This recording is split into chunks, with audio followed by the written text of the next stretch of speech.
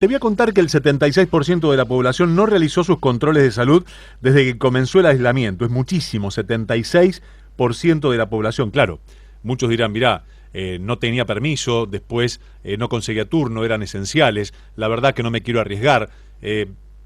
Los profesionales que están esperando que la gente vaya y recurra de sus servicios y dice, bueno, no se deje estar, por favor.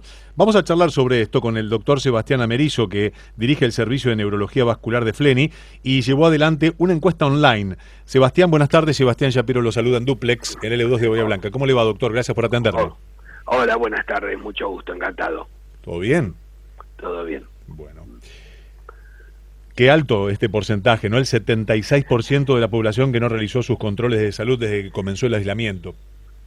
Sí, es alto, es preocupante. Creo que algunos de estos números los sospechábamos de alguna manera, tanto nosotros como muchos centros de salud notaron inmediatamente cuando comenzó la cuarentena que muchos pacientes habían dejado de concurrir, hubo consultorios que se cancelaron, las instituciones también cambiaron mucho de sus protocolos y se hicieron mucho más dificultosa la concurrencia, hubo muchos consultorios de profesionales que se cancelaban. Entonces de alguna manera sospechábamos que la gente había dejado de hacer los controles habituales y decidimos hacer esta encuesta que fue bastante masiva, ¿no? Con más de 10.000 encuestados, sobre todo del área del AMBA y sobre todo tomando en cuenta la etapa más estricta de la cuarentena y vimos ese dato, ¿no? Ese dato que muestra que la enorme mayoría de la gente dejó de hacer sus controles de salud habituales. Doctor, ¿qué edades tomaron para la encuesta? ¿Qué universo? Todas las edades, pero le podemos decir, por ejemplo, que están muy representados los adultos mayores, prácticamente el 30% de los encuestados son personas de más de 60 años. Uh-huh. Así que el espectro de edades es amplio y están bien representadas todas las edades, ¿no? ¿Cuáles eran las preguntas a las cuales debía responder la gente y cuáles son las que se posicionan de primero a los últimos lugares? Bueno, íbamos preguntando, varias cosas. Una es una pregunta general, si usted continuó realizando sus controles habituales de salud durante este periodo, que fue el que el 76% de las personas contestó que no habían continuado. Les preguntamos si pensaban que las instituciones estaban preparadas para atenderlos en forma segura y solamente un 40% de las personas piensa que las instituciones de salud son seguras para concurrir, lo cual también es un dato preocupante. En el área nuestra, que específicamente es el área del accidente cerebrovascular, les preguntábamos si ante la eventual presencia de síntomas, si estos eran leves o transitorios, ¿qué harían? Y un porcentaje importante de la gente dijo que no concurriría a los centros de salud. La enorme mayoría era por miedo a tener algún tipo de contagio.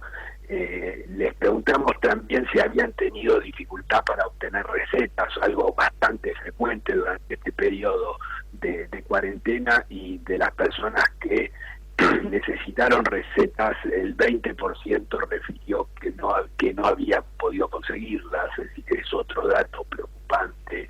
Y preguntamos incluso a personas que si habían tenido síntomas compatibles con una ACV, y el porcentaje, aquellos que dijeron que habían tenido algún síntoma compatible con ACV, un porcentaje importante dijo que no había consultado por temor, por pensar que no era significativo, por una serie de datos. Así que hay un espectro de preguntas importante que nos muestran varios de lo que serían los efectos adversos de estas cuarentenas, que es de alguna manera el descuido que puede tener la población hacia otras enfermedades que no deberían descuidarse, ¿no? Uno debería quedarse en su casa, pero no dejar la salud en su casa, ¿no? Mientras tanto, aquí en Bahía Blanca desconocemos estos guarismos, pero seguramente también debe haber muchísima gente que debe tener pendientes sus exámenes de salud y Y ya que está usted en Buenos Aires, donde en la Argentina hay más de 80.000 casos, en las últimas 24 horas 75 fallecidos en el AMBA y 2.632 nuevos casos en 24 horas, bueno, uno de los peores días del coronavirus. ¿Cómo lo están viviendo y también qué se habla desde allí sobre cómo continúa la cuarentena? Bueno, no hay dudas de que este tipo de medidas de cuarentena, de aislamiento son efectivas para estas pandemias.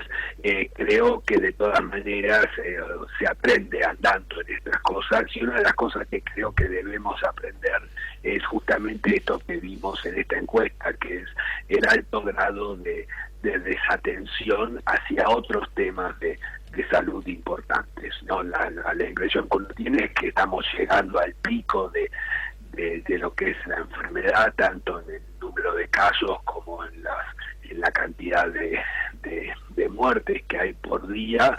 Esperemos que esto sea el pico y seguramente a partir de ahí habrá que planificar bien cómo desandar este camino, ¿no? Pero en cualquier momento de este tipo de aislamientos uno debería prestar un poco más de atención a las otras enfermedades, ¿no? Porque las otras enfermedades pueden causar problemas tanto en el momento como en el largo plazo, en el mediano plazo.